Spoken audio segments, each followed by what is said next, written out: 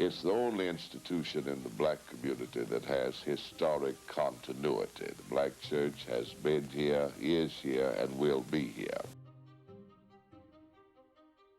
From abolition to the civil rights movement and so on, the Bible's influence on the ethic, objectives, tone, and tenor of the black church's public witness is hard to overstate. The gospel was more than just a call to action. It was literally the theme music of the movement. Churches became meeting grounds for political and nonviolent strategy. You see, we earnestly believed its promises, and that biblical orthodox belief shaped not only the aesthetic, but the entire spirit and framework of our civic action. During the Reconstruction era, black men were afforded the right to vote, and you started to see a lot of mobility among black men in political office. Black men were becoming lieutenant governors and mayors and aldermen, and ultimately some would be elected to higher offices to represent their states in federal government. When we look back over the history of black people in America, and we look specifically at black clergy, they were the ones who many times had arisen to some of the highest positions that they were allowed to in their social context. The churches were where people would come together for commerce. It was a community center. It was a place of learning, of institutional learning for children, middle school, high school, elementary school age children where they couldn't learn in other places. It was a place that served so many needs outside of, obviously, spiritual education and teaching the gospel. Think about Hiram Rhodes Revels, for instance, who was a politician and an AME preacher in Mississippi.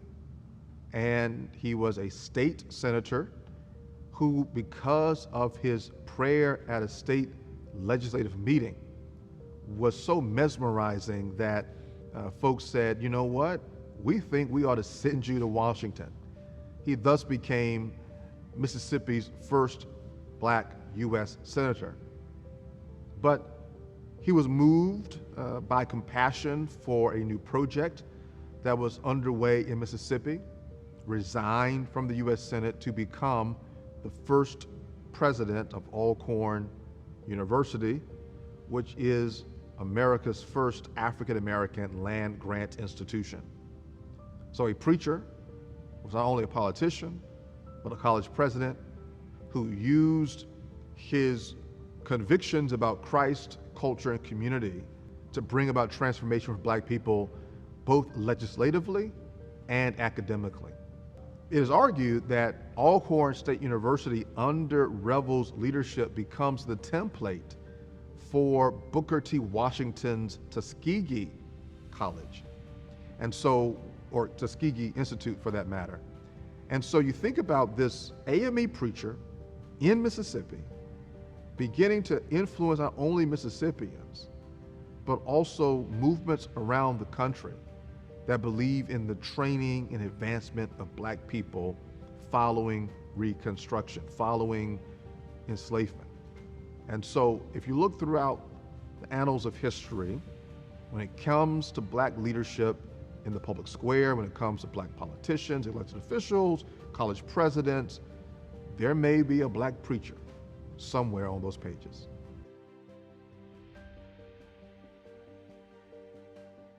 The black church believed in God as liberator, and that he would act in that capacity on our behalf. We also believed he was a father that had a design and commands we must obey. In the black church's public witness, you see grace, but you also see tenacity.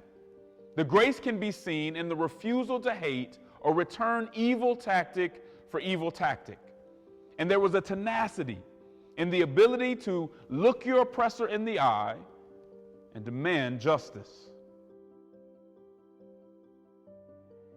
Mrs. Fannie Lou Hamer was not only race conscious, she was also Christ conscious.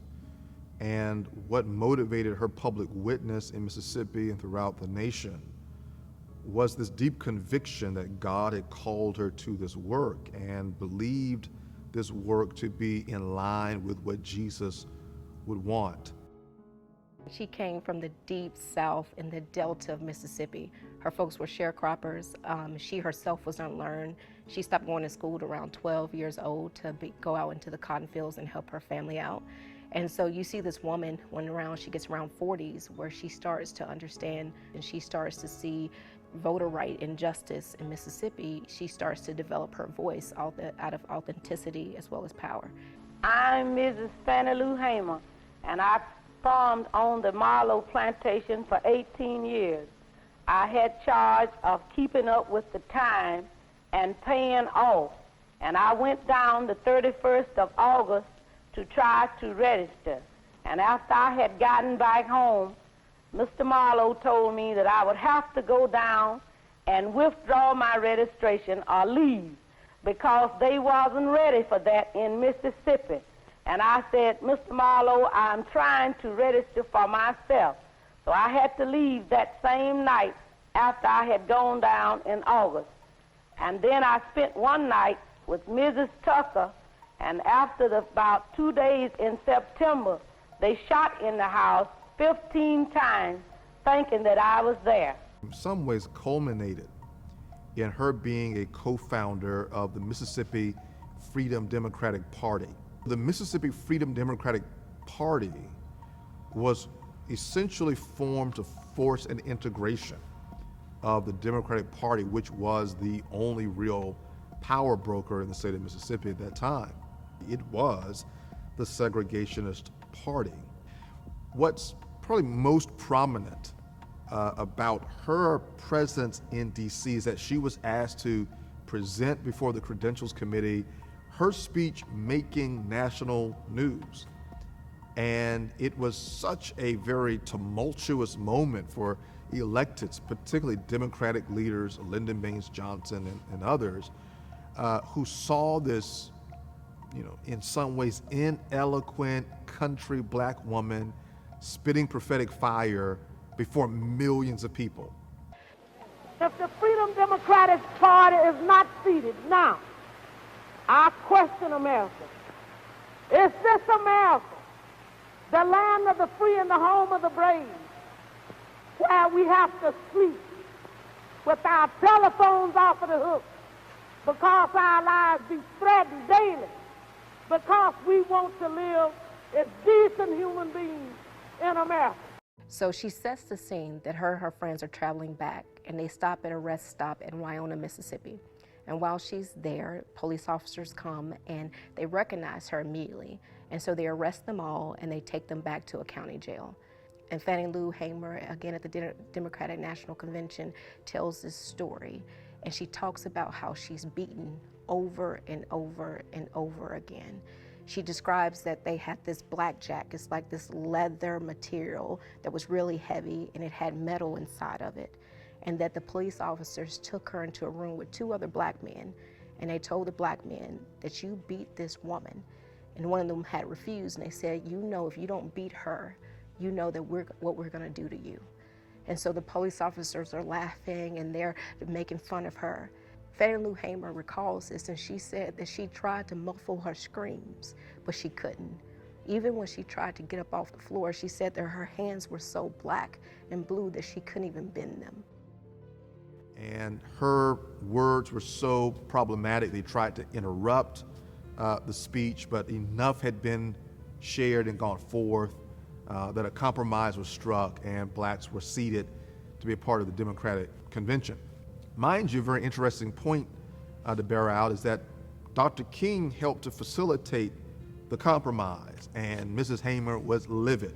She said, we didn't come all this way for Mississippi to get a couple or 3 seats. We wanted full representation on the committee. It speaks to her commitment not only to justice and fairness, but her insistence that things go forward, that we have more courage to stand up, to risk it all. And I think in many ways, she has been an unsung hero who should get much more credit. She was unlettered. She was not ordained. She wasn't a man. She wasn't from a middle-class family. She was an ordinary, poor black woman from the Mississippi Delta who had a profound light a brilliant voice who decided to use her life and her light to make a significant difference for black and poor people in Mississippi and all people whose backs were against the wall.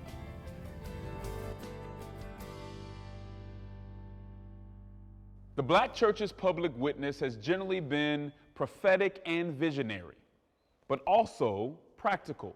It hasn't historically been as performative and focused on ideological purity as we see sometimes today. In fact, the urgency of the moment demanded clear organizational structure, solid messaging, and practical solutions. You see this in the work of Christians like Reverend Joseph E. Boone of Atlanta, who was Dr. Martin Luther King's chief negotiator and known as the picketing preacher. He used his strategic genius for efforts like Operation Breadbasket, which leveraged the church's power and social capital through selective patronage. And because of the pain predicament which characterizes black America, the black church should be out front in terms of bringing healing to our hurt and a sense of worth and of wholeness to the masses of black people. Reverend Dr. William Augustus Jones Sr. was a major pastor, theologian, and civil rights activist for most of the second half of the 20th century and early in the 21st century. Both Dr. King and my uncle were theological students at Crozer Theological Seminary. They would all congregate with one another, share with one another, and do the work for the people with one another. And that work ultimately led to Dr. King being on the front line of the social justice movement, where he was seeking to get alliances with the Black Baptist conventions. There was somewhat of a divide between black ministers as a whole and even Black Baptist preachers.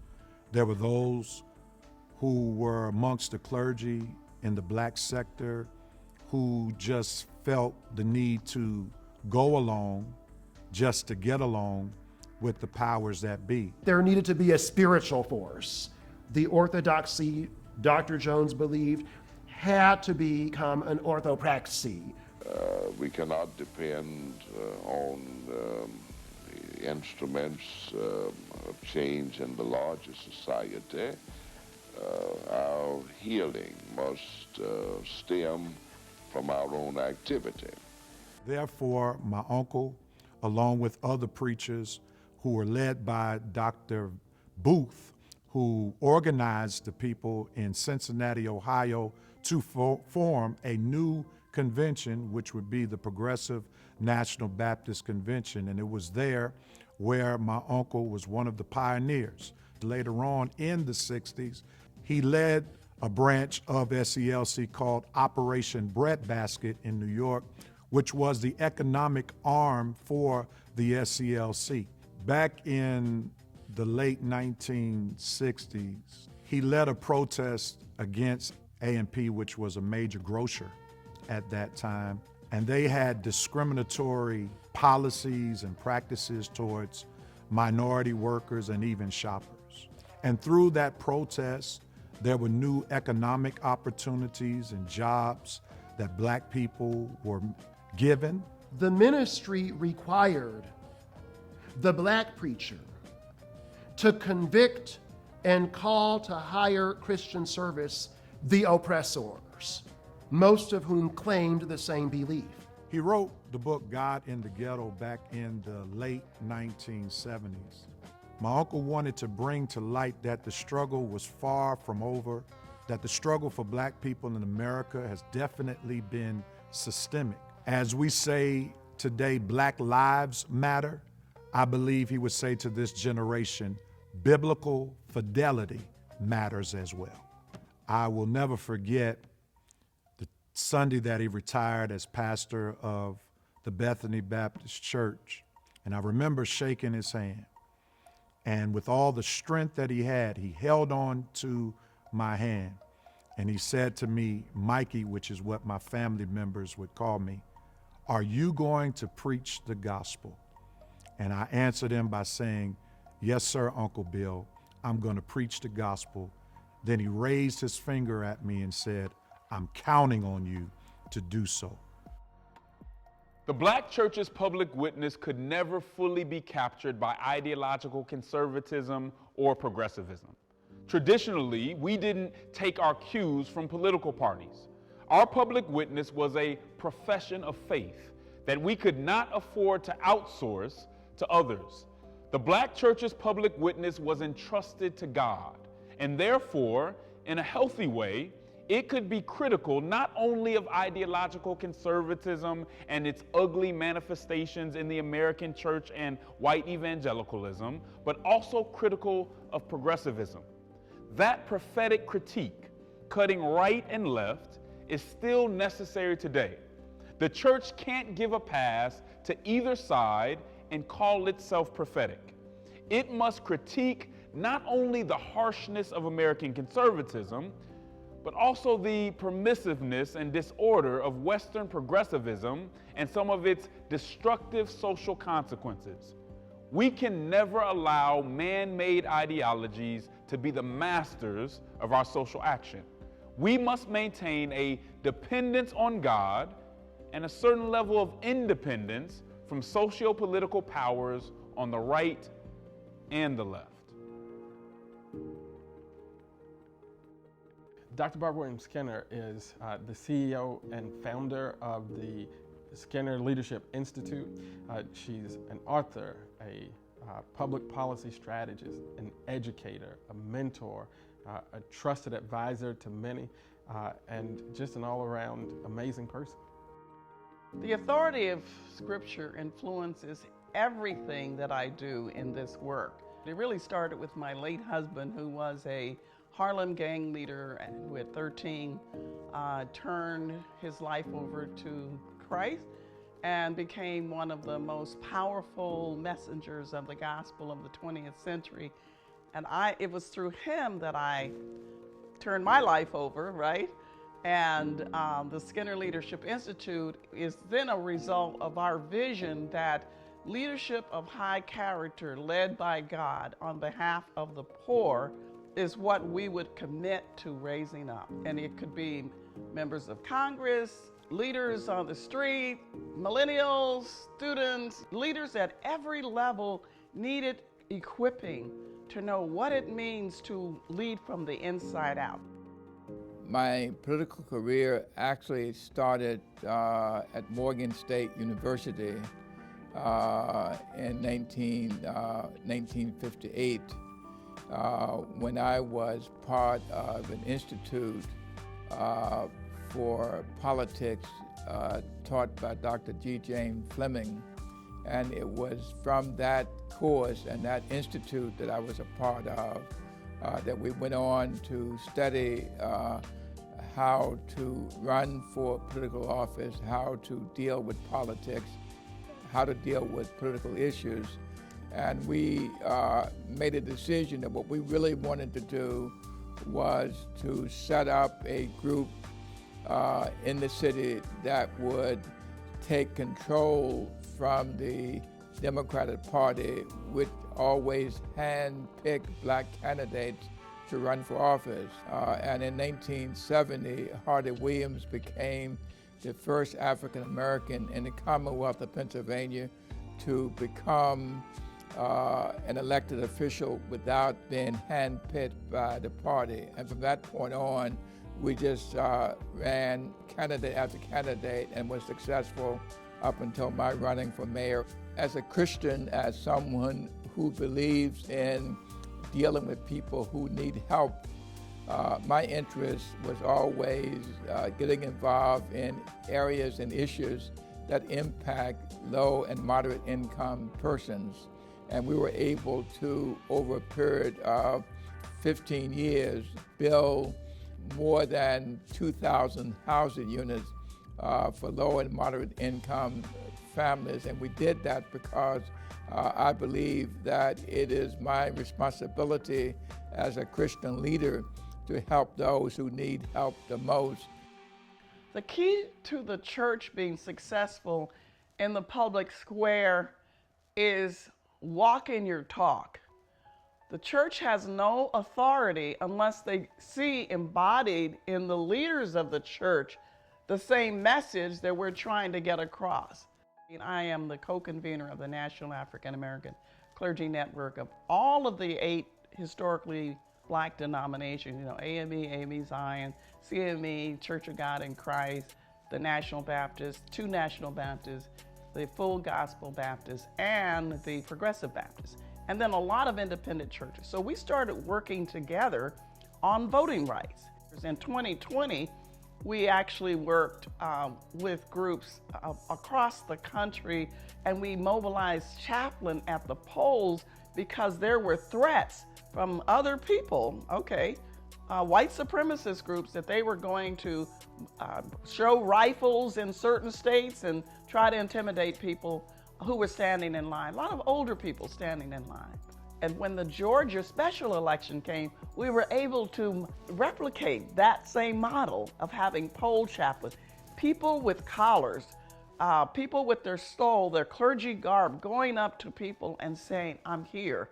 How can I help you? What can we do?" And we had a hotline so that the clergy didn't have to be experts. They could call our hotline with our young lawyers that were trained, and they could tell people, this is not your polling site, this is your polling site, this is where you need to go. If somebody got turned away because they were a returning citizen, what are your rights? There was a reporter who covered me the entire time I was in office. And so he wrote this story at the conclusion of my tenure in office that said that if W. Wilson Goode had been more of a ward politician than he was a Baptist deacon, perhaps he would have been more successful. And so I picked the phone up a few days later and called him. I said, "Dan, thank you." I said, he said, "Why are you thanking me? I thought you'd be upset." I said, "I thank you because you got me right, that I intended not to be a politician. I intended to be seen as someone who was a Christian, who believed in Christian principles, who carried out what I carried out with Christian principles, that I meant to do that." And so the fact that you recognize that meant that I was successful at that, because I believe that God called me to do something differently than others would do. The authority of Scripture and biblical narratives like the Exodus motif have played a central role in the Black church's unique public witness. Because of our devout belief in Jesus Christ and what he accomplished, we've engaged with grace and tenacity, prophetic vision and practicality, and with good faith and shrewdness. We were able to fight for what we believed without contempt, which is exactly what's needed in the public square right now. Our divided country, right and left, would benefit from studying and following the Black church's public witness. They greatly benefit from understanding our survival, how we got over.